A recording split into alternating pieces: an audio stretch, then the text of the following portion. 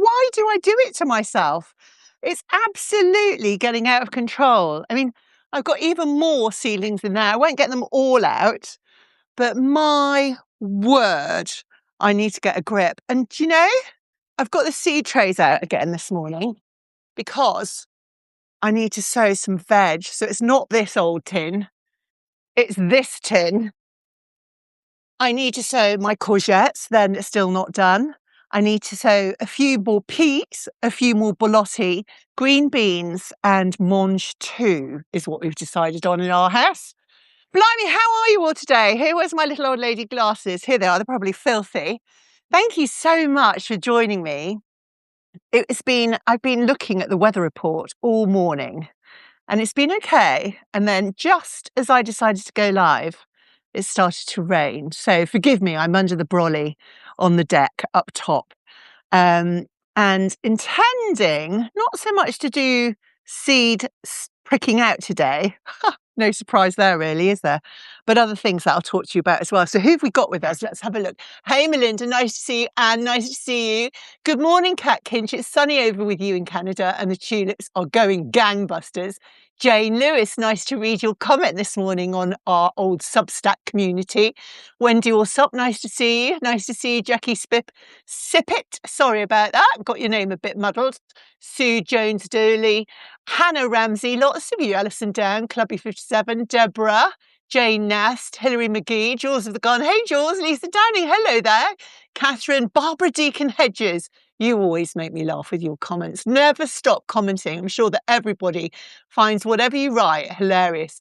Hey, Russell Evans, lots of you. Thank you so much for joining me. So, okay, let's talk about my gardening nemesis, shall we? Which there's three things really, that I just can't abide in the gardening gambit. The first one is absolutely training the roses. I just don't know why. I just do not get a kick out of standing there with tons and tons of bits of twine and tying in thorny old roses all over the place. It was always Jules's job. He always kind of did all the jobs that I didn't really like. And this year, I'm just not going to worry about it. We will have a cascade of roses all over the place. And I can see that they're getting slightly out of control on the fences down here. And I will share some photos of them so you can see that not everything in this garden gets done right now. And the Simple Life rose, which, oh, the irony, every time I walk through that door, thank heavens, it's such a beautiful single kind of blush pink, orange gorgeousness out there, very open. And it's completely filled with flower all summer long before it goes to its hips. I'm just going to let that kind of froth over the front door because, you know, you can only do so much in a day, can't you? You really can. And the fact that I'm out here just gardening at all, oh my God, I can't imagine if I wasn't out here gardening at all. That would just be dreadful. So I'm out here doing it. So that's the one thing that I don't like is the roses, but I will do that probably not until next spring so I can see where everything is. And I'll just chop off bits and pieces when they're getting on my nerves where I can reach them. The second thing is tidying up. And I'll talk to you about that in a tick because, again, I've got some tidying jobs that I need to do. And the third is this lot. Seedlings. I just can't bear pricking out. Can't bear it. So I'm just going to have a look and see if you've got any questions. But please do put any questions you've got in that little bubble at the bottom where it says write message, and I'll come back to you on any of the points that we're discussing. Oh, Rebecca Labrook, I'm so glad that you think frothing is good too. So, and it's like Jimmy Blake said at the start of the pandemic, it's okay to just do things you like. Could not agree more. So Melinda says, I love to look at roses, but refuse to grow anything with thorns, just can't handle getting pricked. Yeah, it's funny, isn't it? It's those two words, those two gardening jobs that have pricking in it that Melinda and I think many other people just cannot abide. Weird. So let me know, because it was interesting to me on the comments of the post that I wrote on Friday in that newsletter, that some people really love pricking out, but hate planting out. That got me to thinking because I'm completely the opposite. I adore the planting out, cannot wait to get to that bit, but I hate the pricking out. So let me know. Yes, the back row is back. I know, no euphemisms intended, but actually quite fun when you think of them, isn't it? Right, okay. So where I'm at with my pricking out, what I prefer to do, and I only planted these last weekend, would you believe, is I prefer, wherever possible, to plant, and these are my zinnias, these are Queen Red Lime, so into these little modules, which make the whole pricking out business so much simpler when it comes to it. So you can see, and I'm going to risk turning these upside down. You can see underneath these, and these are Charles Dowding, the soil guru invention that is very, very easy to just pop these out with your pencil end, the rubber tipped end, and then just pop them into a P9 pot. I got one here. Can't reach it in the rain.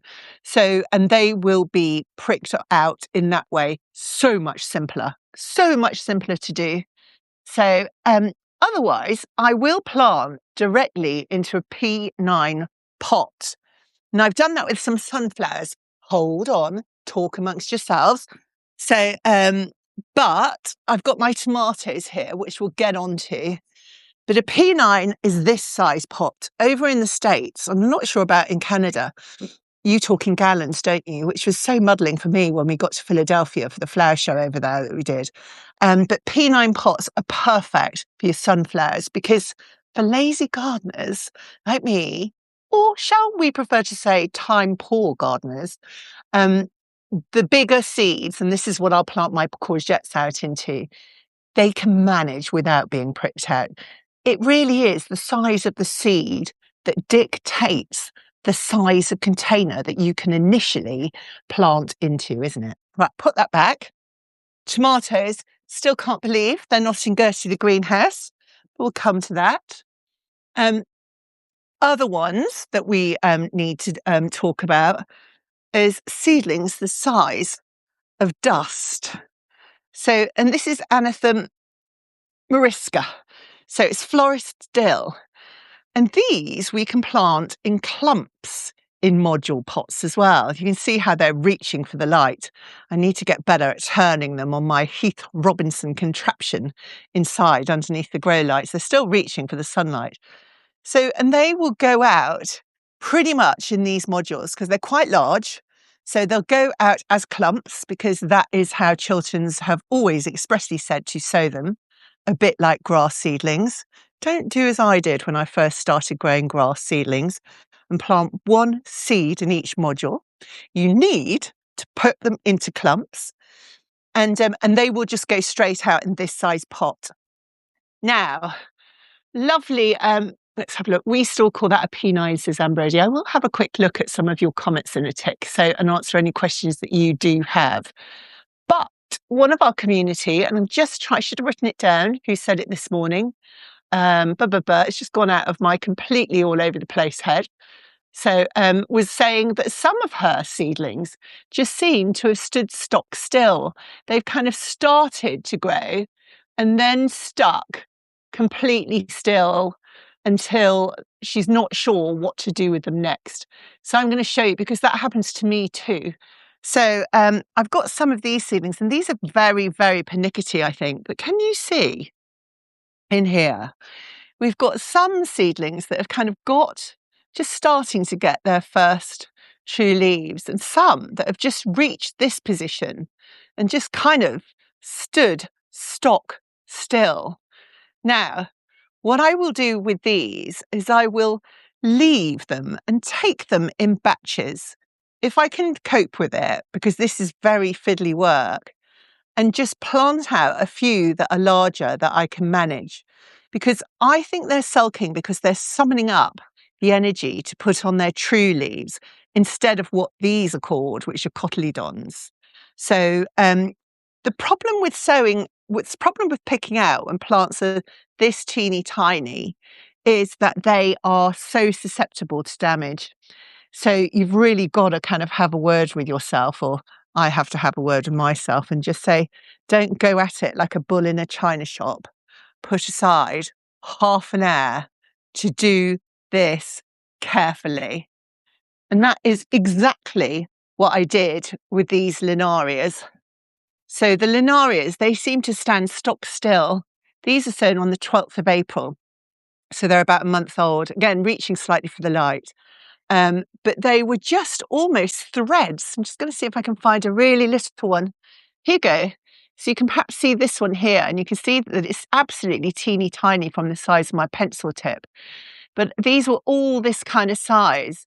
Now, I had so many of these, and I will just give them a little fertile because they like that. Gives them stronger roots, so better plants. I sowed these when they were really teeny because they were like dust. So I sowed them into a little Super 7 little propagator lid. And then because I could afford to lose some, because I had far too many, probably still got far too many, I sewed them into these little modules. Again, a Charles Dowding module that you can see.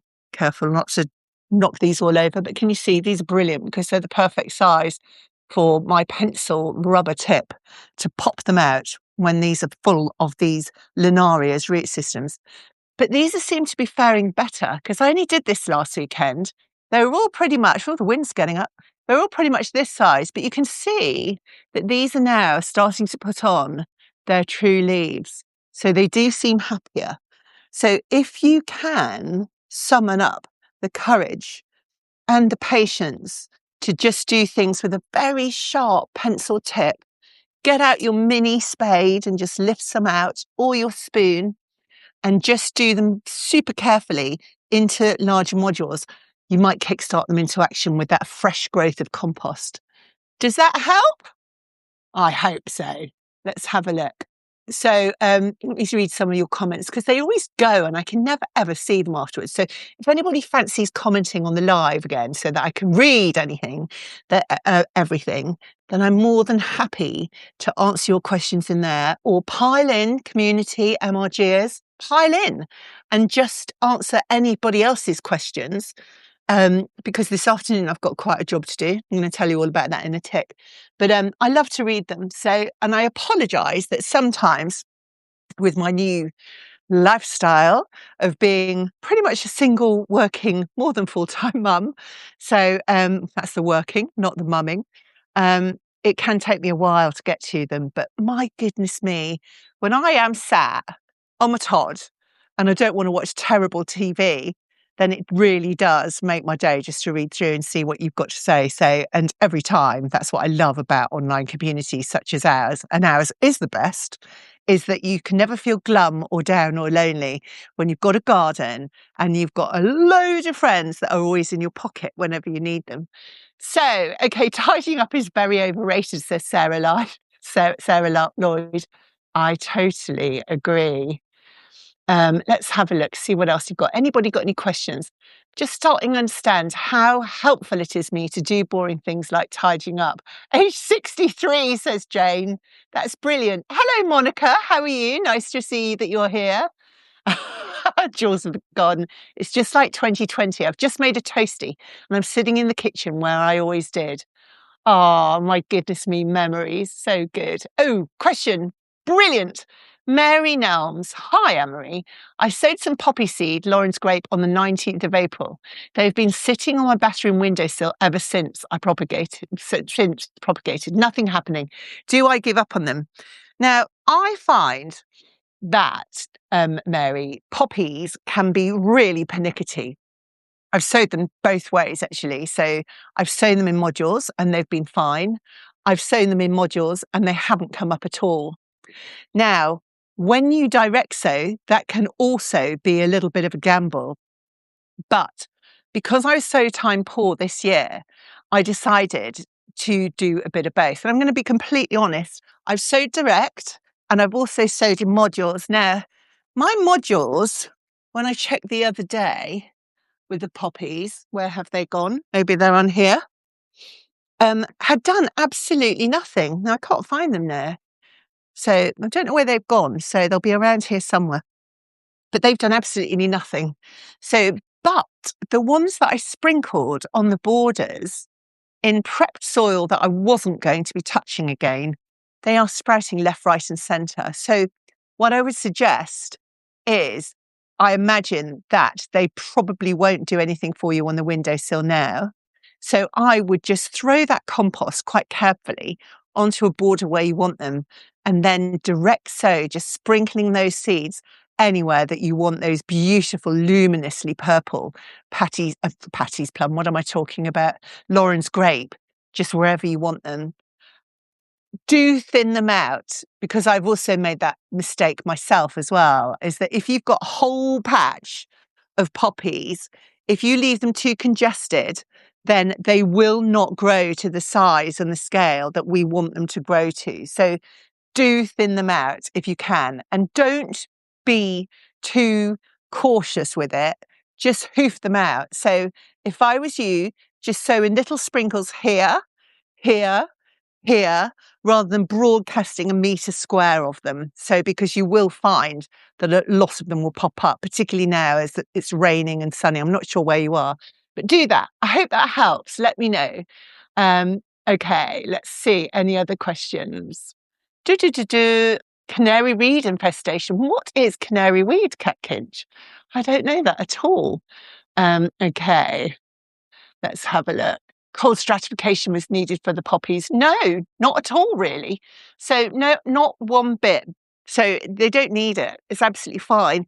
So, but they do need, and they won't mind, I think, sometimes they need a little bit of turning up in the soil. So like sort of a bit of interjection by your fingers. And so I think that's why direct sowing is sometimes good. Melinda sowed her poppies into snow. So that's fantastic. And they're still coming up, are they, Melinda? My goodness me. Wowza. So, any other questions on pricking out? I mean, I hope that the feature newsletter that I wrote is going to work for you for most questions. And don't forget that there's always links as well to the newsletter. So at the bottom, but what I do sometimes, even when I'm thinking, what did I write about last year? Or what seed did I sow last year? That kind of underneath the box, which has got the main sort of posts in the newsletter, there is a little magnifying glass over a hodgepodge amount of different articles. And if you type anything into there, the search engine on Substack is spectacular. So you could put zinnia in there. You could put, I don't know, Nicotiana. You could put greenhouse in there, and it will bring up the articles that include that singular word, which I think is just so helpful. I use it myself when I need to backtrack on what I was doing this time last year, or the varieties that I was sowing, etc., etc. So good. Poppies definitely need light to germinate. A bit tricky when they're so small. Absolutely. But seriously, the ones that I sowed did not come up, and they were under grow lights. It's been really sunny here. So, and I've been putting, but not today, obviously, when we get together. And I was putting them inside and outside. So we'll see. And weirdly, my basil, which are also quite pernickety to get growing, they're fine and they're just taking off. So I don't know if it's perhaps the batch of seed, or just because they're prima donnas. Who can blame them? They get away with it because they're just so beautiful. So I do think that, direct sowing, that's the thing. Oh, we've got a lovely big comment here. Catherine, growing some Cosmos, Salvia viridis and seeds first time on the Propagator Super 7 and grow lights, mostly successful. Have pricked out into P9s, but unsure when to move outside into natural light, or do I keep them inside until they're ready to plant out? Do have a very small raised glass grow house that can keep them covered with. Okay, really good question. So I'm going to show you what I'm doing. These half-hardies will stay inside for a bit, because we're going to tonight have a sort of 3 degrees kind of weather temperature, so which isn't freezing, but it isn't fun for our little baby seedlings. But, and I can show you exactly what I've done, because I too have got some Salvia viridis right here. So These have been outside because they're hardy ever since I pricked them out last weekend.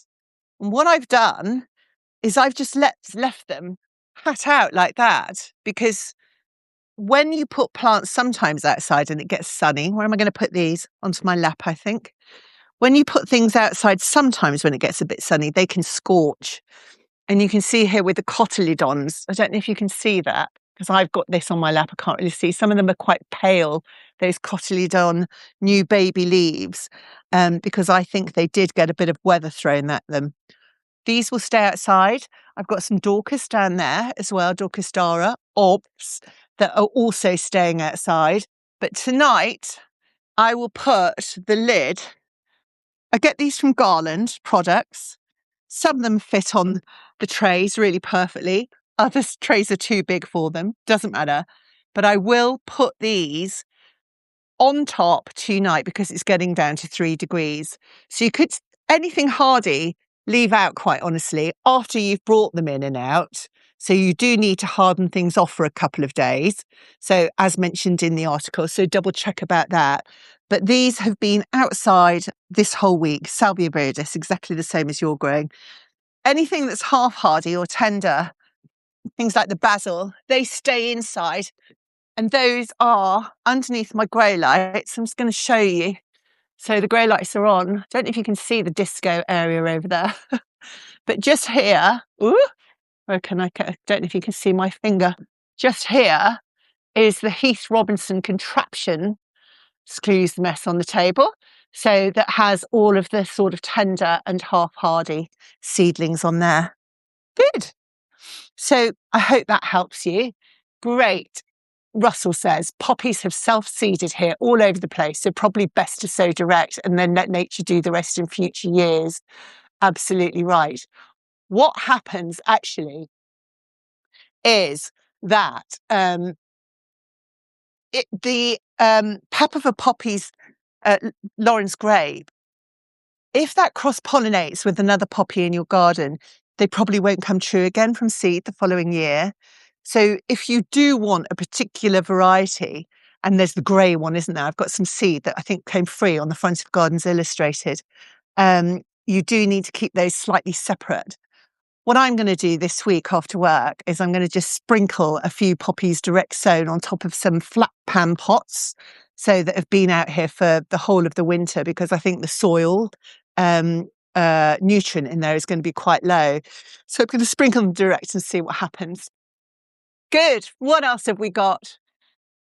Yes, Jewels of the Garden. Get some of those lids so to keep the slugs off. So what I would do is I'd go direct to Garland's. You can get those lids from other places, but whenever I go to Garland's, and I haven't needed to buy anything for some years now, they usually have a discount code. So when you buy direct from them there, and they arrive really brilliantly. Once some of my lids came and they were cracked or broken, they replaced them instantaneously. So, and I still got the cracked ones, so which are very useful for certain plants that I'm not so worried about. So yes, okay. Right. You've been enjoying your zinnia babies. Yeah, I know. So where are my zinnia babies here? Aren't we lucky that we've got this in our lives? I can't tell you. Without gardening, I would be in a very different place now, I think. So it's just such a joy that we've got this going on. What isn't such a joy is you can see, I'm just going to turn you around, that my tomatoes, which have also been outside for quite some time, and they are down, you see my finger? They're there. Loads of them, far too many. And would you believe I've already given some of those away to some of my team at AMPG? They need to go into Gertie. And Gertie, I haven't even been into her for maybe 4 months, 5 months, maybe not even since Jules died. Oh, can't believe I'm saying that, but yeah, no tears, so that's good. So, so today, when it stops raining, and I've been checking the weather report, and I think it will stop raining at about 1:30, I'm going to go into Gertie. I'm going to Bloomin' clean her out and get these in, because if we're going down to 3 degrees tonight, that is too cold for these to be out here. And next weekend, I will be at Chelsea all weekend. So I need to make sure that I've got these grounded for my dad, who's coming. My mum and dad are coming to water in the lovely greenhouse that my next door neighbours kindly allow me to use for whatever I want. But I do like to grow tomatoes in them. Don't always get very many, but the smell when you go in there, fantastic. It's just a little bit sort of not in quite the right spot, not enough sun, but who cares? So what I will be cleaning them with, and I think this is really useful to you to know, is French. Because I don't want to use noxious chemicals in the garden anywhere, or any chemicals apart from natural ones for that matter. So, and I use this. Now, it's Savon Noir Liquide. It comes out, I'm not going to pour it out, but it's black gloop. And you mix this up in a bucket of water and you splosh it on about the place. And then I hose it off. And I cannot tell you how good it is at cleaning glass. You can use it inside for a range of different things. You can use it, it says here, pour les animaux. What we need we need someone who speaks. Where is everybody who speaks French today? So yeah, so you can use this for all sorts of things, but it's the very best stuff I found to splosh about the place. So with the greenhouse, and that has to happen this afternoon without fail. So has anybody else used it? So, but this, if you've got anything glass, cold frames, a mini greenhouse, a greenhouse, this is the stuff. Yeah, I can't read French, otherwise I would tell you what it said about greenhouses. Yeah, one product for animals and greenhouses. Look, it says here, dans la maison, and it says dans le jardin, pour les animaux.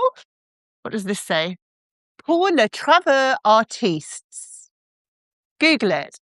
Honestly, Savon Noir Liquide by Marius Fabre. And they've been going, and this has been being produced, I think, since 1900. So it's obviously good stuff. Yeah, maybe it's for washing dogs. So let's have a look. Yep, shampooing natural. So for the hair. So yes, and for just keeping them clean, really. So dog washing in greenhouses. Who'd have thought it? Life is weird, isn't it? It's a wonder product. It absolutely is. I will put the name of it. What I'll do is I'll put this live straight after the grid for those who can't join us. But I will put the name of the product in the, what I like to call, show notes. So underneath, but I won't do that until this evening because the moment it stops raining, I'm getting over there to Gertie. Now, I have a question for you actually. I was wondering, and I should have put this on chat, but I completely ran out of time this week. But I wanted to know, how many of you read the newsletters? And how many of you listen to the newsletters? And how many of you do a bit of both? If you could put in the comments and also put below, I'd love just a general sort of idea. And when I post this live, I'll ask the question again, because I really enjoy doing the audio recordings, but it takes me quite a long time to do. So I'm just wondering if, how many people I'm recording that audio for. So, oh, you do both. That's good. So a bit of both. You read them, read it only. Both, but you prefer to listen to my dulcet tones. Anne. If only that was true. So, oh, how interesting. Lots of people doing a combination of both. Read them, bit of both, you read, you do both, you read it, I do both, read only, listen and then read. Read. Yes, you use Steel soap for everything, including a cross spray. Ooh, very good. Peace French is just like my French, he. So yes, so people are listening to it. So both. Okay, well, I'll keep on doing them then. So absolutely. I want you to have both options. Absolutely, definitely. I do it myself. So I do all of this myself, the photos and everything. And it's been a brilliant skill to get to learn, actually. So, and I'm getting faster and faster with the edit on the old audio. So, but yeah, I'm really pleased that you're enjoying it. So I'm going to keep on doing them. Fantastic. Good. Well, I should let you crack on. Let me know if you've got any other questions, and I shall let you get on with your day, with your morning if you're across the other side of the pond, and with your afternoon if you're in the UK or elsewhere. So, Jules of the Garden has just said, online, it says the black soap can be used to wash udders. Kat Kinch says, how long does it take you to write them? Takes me a day. So in total. So every newsletter that I write, I usually start it on a Monday. So, and then if I'm sort of full fettle, I will just keep on writing them until I'm done. I take Monday afternoon out of the studio actually to do them. And then I'll come back and come back and come back and rewrite and rewrite and rewrite, just little bits throughout the week until I record the audio generally on the Thursday evening. So I will take Gilbert to, because he's now doing tap, ballet and modern. So I take him to his dance class at 4, sit in the cafeteria and or in the car and record them there. So until I wait for him to finish off his thespian accomplishments that he's going for. So yeah, so that's what I do, and I do enjoy doing it. You know me, I've got far too much energy. It needs to be used up. So good. Thank you so much, Rebecca. We have the best newsletter over here. So thank you. That's really kind of you. Please, can you do a feature sometime on how to record what I've planted where, or lose or forget about plants and have no idea to remember what is where? Good question. So something that I should get better at as well. I'll just tell you how I do mine. If I ever order online, I've just got a folder in my computer that is just plant orders.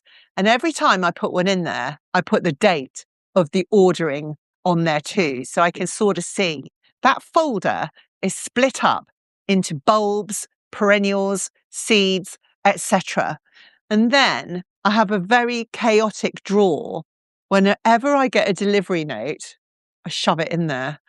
But I've noticed that the drawer has become a little bit out of control recently. And that's another job that someday, when I get a moment, I will go through it. But you can imagine how I feel about doing that. It's not my favourite thing, because what is not my biggest virtue? Defo patience. Good. Right. I'm going to get going.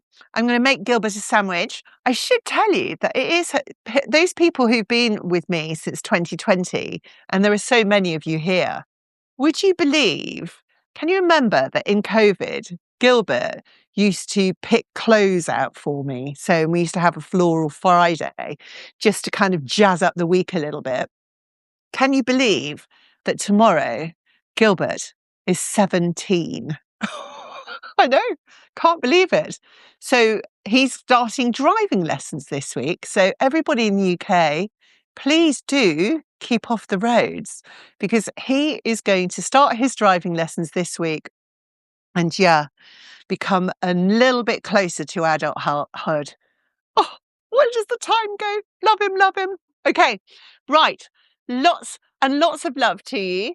I shall go off now, pop this onto the pop this live feed onto the newsletter homepage. It does take a little while. It's not instant like it is on Instagram to go up there.